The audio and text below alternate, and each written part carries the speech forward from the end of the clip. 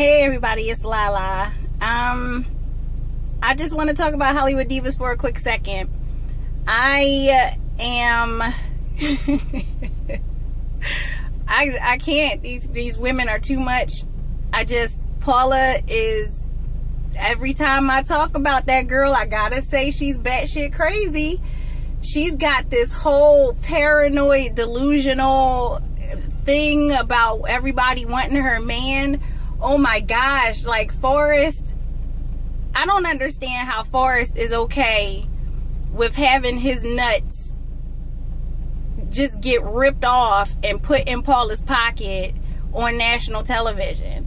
I mean, any man, any self-respecting man would just be like, this is not okay. I don't like being, portrayed this way. She won't let him have his own email address. Like, she's speaking for him now I get it. Like, she was talking all this time, but she kept on mentioning her role with a cable television show or whatever. She talked about True Blood, and she was in a few episodes of True Blood. I remember watching it and seeing her get killed pretty quickly. But I don't understand. I get why he's not working. She won't let him work, and it ain't about her needing him on set with her so people don't molest her and rape her and roofie her drinks. It's about the fact that, where's the light at? I'm trying to get the lighting right. It was perfect lighting in here before, and now all of a sudden it just got really dark. I don't know. Anyway, it has nothing to do with him being on set to get the respect that she deserves or to keep her safe. He basically is not allowed to take a job anywhere else because she doesn't trust him and she doesn't trust anybody else. And that's the thing.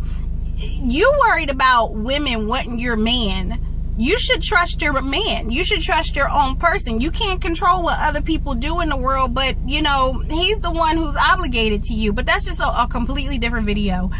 I just couldn't believe it. She got him in there to be a writer, and they did pick him. They did choose him as the writer for the show or whatever, for the project that they're going to be doing. I believe that, TV One, or I believe that the network had everything to do with Forrest becoming the writer. I don't really know if the women really wanted him to be the writer. It just seems like it's what's needed to make the show, move forward. But whatever, we'll play along. But it's like he gets chosen to be the writer, and then she just takes over and kind of stands in front of him and blocks him, at every pass, like, to make sure that nobody has access to him, and then you're gonna make him the assistant director. Like, girl, oh my gosh, I would have just walked away from the project a long time ago dealing with Paula. She is completely involved. She's like narcissistic for no apparent reason. I'm the director. I don't want anybody else touching what I put my blood, sweat, and tears in, and all this other stuff. I can't with her. I cannot. And then it was funny when they were going back and forth, when she and Copper were going back and forth or whatever about the drinks thrown, even though why the fuck are we still talking about drinks being thrown if it happened 12 years ago? But when Copper was like, it was like 12 years ago, it was during Girlfriends, and Paula was like, no, I think Girlfriends was canceled at the time. That was wrong. But the truth of the matter is, like, when was the last time we saw Paula in something? Because this was when True Blood was filming, I believe. So what was Paula in? I mean, none of these women seem to be terribly, terribly relevant. But I do remember seeing Girlfriends a little more than I remember seeing whatever the fuck Paula was in. But, she likes to throw shade. That's her thing. That's what she likes to do. So I'll let her have that. Let me see. Okay, Countess, after they had their little spat or whatever, after Paula went at it with Copper and everything, and they're talking about the email address, and Copper is like, this all happened at the same time, right? When she was talking about how Forrest needs to have his own email address, and then when everybody left, Okay, yeah. So Lisa, this was right after Lisa mentioned the little Instagram picture with Elise and Golden and them being each other's faves or whatever. Lisa, you tried it. That was petty. That was messy. That was a little catty, and it wasn't necessary. But, you know, they probably told her to do that to make shit up. So that's fine. She tried to dead it a little bit later on by talking to Elise or whatever, but they still kind of ended it. Elise was right. Like, this is work. When I go to work, I'm not, you know, I will be social. I will be cordial because we work together. But as far as what I do outside of work and what I talk about and who I talk about and the things I have to say, you don't got nothing to do with that. You ain't got shit to do with that. You don't have any reason to feel any type of way about it. It is what it is. I work with you. I don't fuck with you like that. So that's it. That's why I don't do that whole Facebook friends and all of that shit and follow me on Twitter with people that I work with. Fuck no. I don't do that. Work is work. Play is play. But at the end, when everybody left, when Lisa left and then everybody else left, Paula sits down with Countess talking about you need to have a voice, you need to speak up more. Because Countess was sitting there chilling while everybody was going at each other's necks or whatever. And Countess got her together real quick, like, I am who I am. I don't know exactly what it is that you need me to do for you, but I speak when I want to speak. I'm not a very vocal person. You know what I mean? But, like, I'm not here. I can't stand how everybody wants Countess to be their little project. It's just, she's quiet and she does what she does. Believe it or not, that's how I am. Shit going on around me, I'm going to stand back and I'm going to watch if I'm not involved. Now, if I'm involved, you know, you're going to hear a whole lot. You're going to want me to shut up a long time ago because I'm going to go hard, okay? But if it ain't got shit to do with me, I'm not saying shit about it. I don't jump into other people's stuff. And Countess was I was so happy that Countess got Paula together. Like, bitch, don't be sitting here talking to me like I'm this little puppy or whatever that needs to be trained and fed. And girl, get the fuck out of here. And then she just walked away from her. Thank you, Countess. Thank you. I still wonder why Countess is always so damn sedated. She just, even her eyes, like, I know she had her little, orgasm after she got that little G-shot, but that was a while ago, wasn't it? I mean, it looked like it's the same day based on her eyeshadow, which I really need her to stop with the eyeshadow.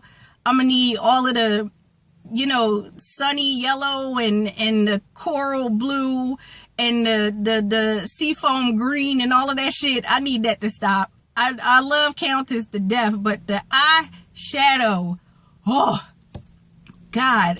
Anyway, she had that same eyeshadow on as what she did when she got that G-shot. So I'm thinking it was the same day. But she was looking just as comfortable and relaxed at that little meeting that they had as she did when she first walked out that doctor's office.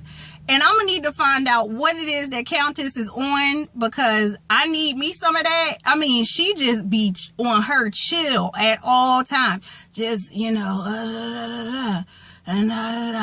I ain't nobody's project. Like, just chilling. And I want to be there. I want to be there because she looked like she ain't got a care in the world. Or at least she thinks she ain't got a care in the world. Anyway, Copper. I was actually on her side on this episode because Paula was coming at her neck all crazy. And Forrest does need his own damn email address. Now, I get marriages. You do what you do in your marriage, and I do what I do in mine, and I don't have nothing to say about it. But if this is supposed to be from a business standpoint, and you want your husband to be the writer for our show, then, you know, we should be able to contact him without having to contact you, especially now that he's supposed to be the assistant director. Like, we have to have, like, do y'all got the same phone? Like, what the fuck? Like, y'all got the same everything, and it ain't about you reading his emails or being able to read his emails. I'm pretty sure if he did have his own email address, you would have access to that too. It's not like anybody is going to say anything to Forrest that they're not going to say to you, Paula. So I kind of had Copper's back on that whole thing. It was just like, yeah, he should have his own contact fucking information if he's supposed to be a separate entity in this project. He's not your husband. He's the writer. And then he's your husband as far as we're concerned. And don't nobody want him. When Paula was like, you've been flirting with my man and don't be calling my man and don't be putting your hands on my man and flirting with my man in the house of God. when Copper was like, honey, I like my men to work, okay? I don't want a man who doesn't work. Like, thank you. Thank you. Because you're holding that man down. And Paula, damn, girl. I mean, I ain't even in a relationship and you getting on my fucking nerves. For Forrest. Oh, God, it must be so hard being married to that woman to just have such a tight fucking leash around your neck all the time with this woman yanking you one way and the other. Like, how the fuck? Dudes like that wind up cheating. They find a woman that treats him like he's actually a man, the way he wants to be treated, and he gonna go and fuck her because he getting sick of you, ordering him around and everything like a little lapdog. Whatever. That's relationship 101. That's not what we're here to talk about. Lisa tried it with the Instagram picture thing. I'm gonna need her to come back over to the good side and not deal with all of that catty, messy bullshit. When she sat down to talk to Elise about it, and Elise straight threw fucking Copper under the bus. Like, how you y'all supposed to be good friends, good Judies. And you guys knew each other before this whole project even came about. But you gonna just throw her under the bus while you talking to Lisa, Elise? You just gonna be like, yeah, Copper was talking about, your butt and whether it was real or whatever. And I thought it was funny. Like, really? You just gonna put her out there like that? See, with friends like that, who needs enemies? Because she flipped it real quick. She took that heat right off of her and was just like, well, shit, Golden was talking about your ass being fake. And Golden even looked devastated when Lisa confronted her and was like, Elise told me that she was talking about my ass and wondering whether it was fake or not. And even Golden had that, like, really? She really said that? Look on her face. Golden is always just Maya. She's just Maya. Like, that's it. She's got the, wait a minute. No, you hold up. No, you hold up. Oh, hell no. That's her. That's what she does all the time. I mean, even when she's trying to just be a regular person, that whole scene with her behind the bars, and she just snapped into actress mode, and the dude was looking at her like, what the fuck are you doing? Like, I'm sorry, I'm just trying to get into my role. Yeah, this is gonna work. And when they went to look at the church, and she's flirting with the dude to try to get $300 taken off of the rental price, you ain't working with that much. Like, maybe get Lisa to try to flirt with the dude and get some money down on it or something. But Golden, sit your ass down somewhere because you're just embarrassing yourself. Just stop it. Just stop it. Stop it. Stop. I thought she looked nice in the white at the end when she was about to beat the shit out of Paula. After Paula called her a Jezebel. Paula is like, I look at the way she dresses and I look at the way she talks. She's stuck in a different time. And it's probably because she only has different time money. I don't know. But the way she dresses, the shit she wears with those headbands and the 1992 pumps and just the suit. Oh my God, it looks like she's wearing the same clothes that she had ever since like 94 or some shit like that. And it's just, poor baby. You can't, that's why it goes to show you can't smoke your money away. Don't be smoking your money away, because then you're going to be stuck with old ass clothes and houses with shit all over the carpet and broken toilets. You get money, you put it in the bank. Don't smoke it away. And when Golden and the other girls called Forrest to talk to him as the assistant director, and he was on that phone rambling off a bunch of unintelligible stuff, like, you can't tell me that nigga wasn't high. Okay? He didn't make a lick of sense. They called him and asked him one question, and he all the way over there talking about what the fuck, what did you think about the casts and the reading and harma narma charba durba durba durka durka. And I'm just like, if there was any doubt in my mind that Paula and Forrest be getting down with the get down, there is no doubt anymore. Because you can't tell me that Forrest wasn't fucked up when he was on the phone talking. And then go back to Paul and talk about they was acting like a bunch of little schoolgirls at a sleepover with all they giggling. I was laughing at him too. You can't understand nothing that the man was saying. And then he's like, I can't come over there. I can't make it to come and discuss the project. Like, the whole thing is a fucking fiasco. If I were them, I would just, I would, like they said, they want to replace Paula. You know, the whole thing is supposed to be her idea. Of course, you know, it's the network's idea. But I would want to replace Paula too. Like, now, you know, you talking about your schedule and you're the director and you this and you that. And then, you know, the story is written heavily towards Paula's character.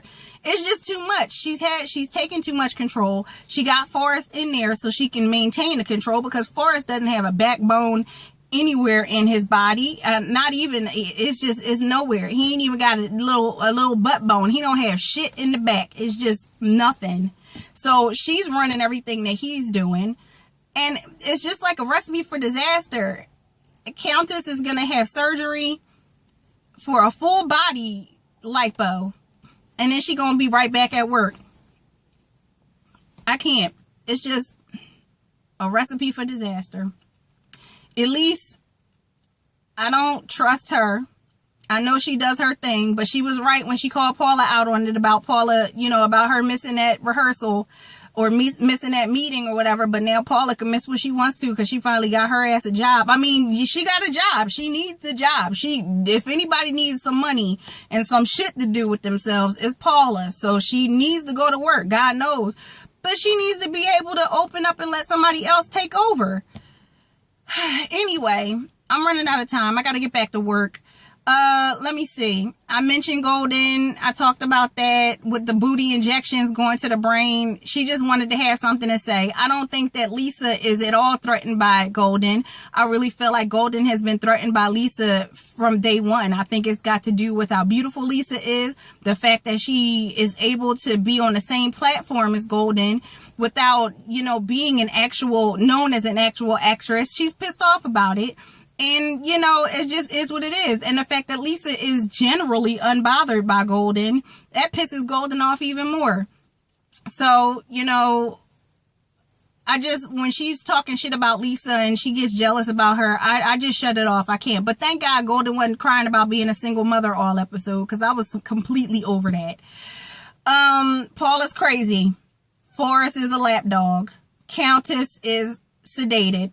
She half sleep all the time, and I love her to death, but I need her to wake up for a second. Elise, I don't trust her. I don't know what's going on with her, but I was kind of here for what she was saying this episode to Paula, kind of going back and forth with her. And am I forgetting somebody again? I did it again. Damn it. Okay. Paula, Copper, Lisa, Countess, and Elise. That's everybody. I think I talked about everybody. If I forgot something important that happened in this last episode or the episode last week, please let me know. These bitches is crazy. I couldn't do it. I could not work with these women. I'd be done punch somebody in their fucking mouth by now, and it would turn into Love and Hip Hop real quick, because I just can't. And then you started it. Well, you started it. Like, oh. But we love it. We love it. And this is what we look for when we watch this bullshit ass show with these crazy ass women, where I don't know who would hire any one of these women after being on this show. Like, I feel like when they signed on, they had to have known, this is what I'm going to be now. I'm going to be a reality star now. Because I wouldn't hire any of these women other than maybe Lisa and Countess. I wouldn't hire Golden. I wouldn't hire Elise, as catty as she is, because she's just like an underhanded, slick little whatever. I damn sure wouldn't hire Paula. Like, I wouldn't hire Paula to cut my fucking lawn. I'm sorry. That bitch is crazy. She probably be done stole some shit from me. She probably be done accused me of wanting her man, even though I never met the motherfucker or been around him or even, heard his voice. She crazy. I wouldn't hire these women to do anything. So I'm hoping that they really want to just have like a future as reality stars. But that's all I gotta say, you guys. Thanks so much for watching. Like, comment, subscribe. Let me know what you're thinking. Let me know if I forgot anything. It is only 5 women, right? Because I swear I feel like I'm forgetting somebody every single time. But I think it's only 5. And that's it. All right. Got to get back to work. Love you. Bye.